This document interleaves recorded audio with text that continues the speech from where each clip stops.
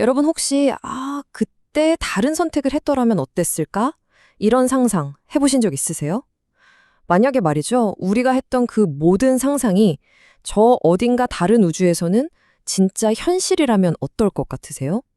오늘 다룰 내용은요, 바로 철학자 데이비드 루이스의 정말 대담하고 어떻게 보면 좀 기묘하기까지 한 아이디어, 양상실제론입니다. 그 세계로 한번 들어가 보시죠. 자, 이 문장 한번 보세요. 모든 가능한 세계는 우리 세계만큼이나 실제한다. 와, 이게 바로 데이비드 루이스 이론의 핵심, 그 심장입니다. 20세기 철학계에 말 그대로 폭탄을 던진 선언이었죠. 여기서 중요한 건 이 세계라는 게 그냥 머릿속 상상이나 아이디어가 아니라는 거예요. 아니, 이런 기상천외한 아이디어를 대체 누가 내놓았을까요? 바로 철학자 데이비드 루이스입니다. 그가 이 이론을 발표했을 때, 철학계는 정말 발칵 뒤집혔습니다. 대부분 반응이 딱 한결같았어요. 이게 무슨 말도 안 되는 소리야? 하는 거였죠. 당시 철학자들의 반응을 한마디로 표현하면 믿을 수 없다는 듯한 멍한 표정이었대요. 어쩌면 지금 여러분 표정이랑 좀 비슷할지도 모르겠네요. 괜찮습니다. 그게 지극히 정상적인 반응이에요. 루이스 본인도 이런 반응이 나올 줄 다 알고 있었고 이걸 정면으로 돌파하려고 했습니다. 자, 그럼 양상실제론, 이게 대체 뭘까요? 아주 간단하게 말하면요. 우리가 사는 이 우주 말고도 무한히 많은 우주가 진짜로 존재한다는 거예요. 여러분이 다른 직업을 가진 세계, 공룡이 멸종하지 않은 세계 같은 거요. 이런 모든 상상이 그냥 그럴 수도 있었겠다가 아니라 각각 다른 우주에서 진짜로 구체적으로 일어나고 있다는 거죠. 이게 그냥 머릿속 생각 같은 게 아니고요. 우리 우주처럼 진짜 물질이 있고 물리법칙이 작동하는 그런 장소라는 겁니다. 와, 대단하죠? 근데 여기서 재밌는 건 이 무한한 세계들이 그냥 아무렇게나 막 널려 있는 게 아니라는 점이에요. 루이스는 이 모든 걸 지배하는 아주 체계적이고 논리적인 규칙이 있다고 봤습니다. 자, 그 실제 규칙이라는 게 뭔지 한번 같이 보실까요? 루이스의 이론은 이 5가지 핵심 원칙을 기반으로 합니다. 하나씩 볼게요. 첫째, 다른 세계들은 진짜로 존재한다. 둘째, 우리 세계처럼 구차적인 물질로 이루어져 있다.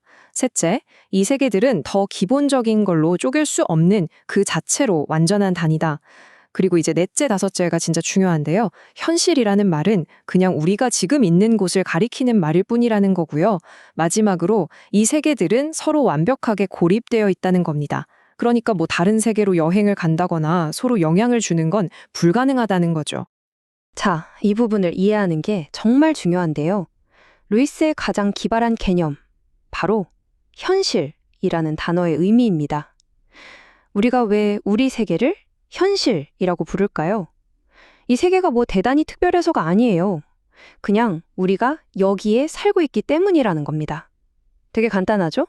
생각해보세요. 서울에 사는 사람은 서울을 여기라고 하고 부산에 사는 사람은 부산을 여기라고 하잖아요.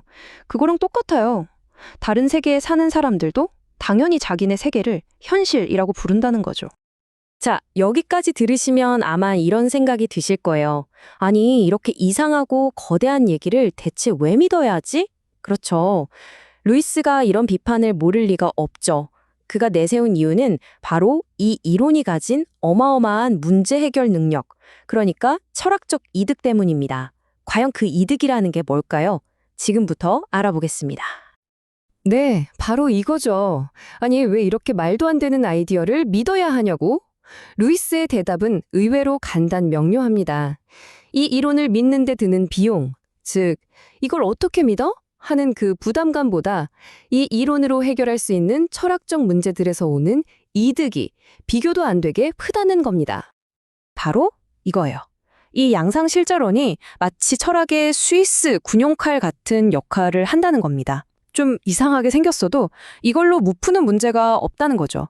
예를 들어 만약에 내가 그때 그 주식을 샀더라면 같은 질문부터 시작해서 원인과 결과란 무엇인가? 어떤 물건이 빨갛다는 건 대체 무슨 뜻인가? 같은 아주 근본적인 철학 난제들을 놀랍도록 깔끔하게 풀어버린다는 겁니다. 이게 바로 양상실제론의 가장 강력한 힘이에요. 가능성이라는 게 사실 굉장히 애매하고 추상적인 개념이잖아요. 그런데 이걸 저기 다른 세계에 그게 진짜로 존재해? 라는 아주 구체적인 사실 확인 문제로 바꿔버리는 거예요. 마치 흐릿한 철학적 질문을 있다 없다로 답할 수 있는 과학 탐사 문제처럼 만들어버리는 거죠. 정말 대단한 발상의 전환이죠. 물론이죠. 이렇게 강력하고 도발적인 주장에는 그만큼 강력한 반론이 따라붙기 마련입니다. 이제 주요 비판들을 한번 살펴봐야 균형이 맞겠죠.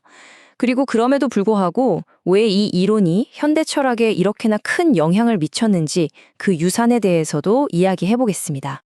가장 유명한 반론 중 하나가 바로 이 험프리 반론입니다. 자, 예를 들어 볼게요. 1968년 미국 대선에서 험프리라는 사람이 졌어요. 우리는 보통 험프리가 이길 수도 있었는데 라고 말하죠. 이때 우리는 바로 이 세상에 험프리가 이길 가능성을 생각하는 거잖아요. 근데 루이스 이론에 따르면 이건 틀린 말이에요. 다른 세계에 사는 험프리랑 아주 똑같이 생긴 다른 사람, 즉 대응자가 이겼다는 뜻이 되거든요. 그러니까 비판가들이 이렇게 묻는 거죠. 아니 험프리 입장에서 다른 세계에 웬 다른 놈이 이긴 게 자기 가능성이랑 무슨 상관이야? 라고요. 굉장히 날카로운 지적이죠. 그래서 루이스 이론에 반대하는 사람들은 다른 대안을 제시합니다. 그게 바로 대용 실제론인데요. 핵심 차이는 이거예요. 루이스는 다른 세계가 진짜 물리적인 장소라고 봤잖아요. 그런데 대용 실제론은 그걸 그냥 아이디어나 이야기, 설계도 같은 추상적인 개념으로 봅니다. 그러니까 논쟁의 핵심은 가능한 세계가 진짜 존재하는 장소냐, 아니면 그냥 머릿속 개념이냐, 이 싸움인 거죠. 이 그래프를 보시면 철학자들이 왜 고민하는지 딱 보입니다. 한쪽에는 존재론적 비용이 있죠. 이건 뭐냐면, 아니, 무한한 우주가 진짜 있다고? 그걸 어떻게 믿어? 하는 부담감이에요. 비용이 엄청나게 높죠. 그런데 다른 한쪽에는 설명력이 있습니다. 와, 근데 이 이론을 받아들이니까 그동안 안 풀리던 문제들이 다 풀리네? 하는 이득이죠. 이 설명력도 엄청나게 높아요. 그러니까 이 어마어마한 비용과 어마어마한 이득 사이에서 철학자들이 줄타기를 하고 있는 셈입니다. 자, 그럼 결론은 뭘까요? 솔직히 말해서 오늘날 루이스의 이론을 글자 그대로 믿는 철학자는 거의 없다고 봐도 됩니다. 그런데 정말 역설적인 건 뭔지 아세요? 이론 자체는 아무도 안 믿는데 그가 만들어 놓은 이 틀은 현대 철학의 판도를 완전히 바꿔놨다는 겁니다. 형이상학, 언어 철학, 거의 모든 분야에 영향을 미쳤어요. 심지어 루이스 이론을 비판하는 사람들조차 그의 틀을 이용해서 자기 주장을 할 정도라니까요. 정말 대단하죠. 자, 마지막으로 여러분께 이 질문을 한번 던져보고 싶습니다. 만약 여러분이 과거에 하지 않았던 모든 선택들이 저 멀리 다른 세계에 있는 또 다른 나에게는 전부 현실이 되어 펼쳐지고 있다면, 그렇다면 지금 여기서 내가 내리는 이 선택은 과연 어떤 의미를 갖게 될까요? 이 거대하고 추상적인 철학 이야기가 결국에는 우리 각자의 삶과 그 선택의 무게에 대한 질문으로 돌아오는 순간입니다.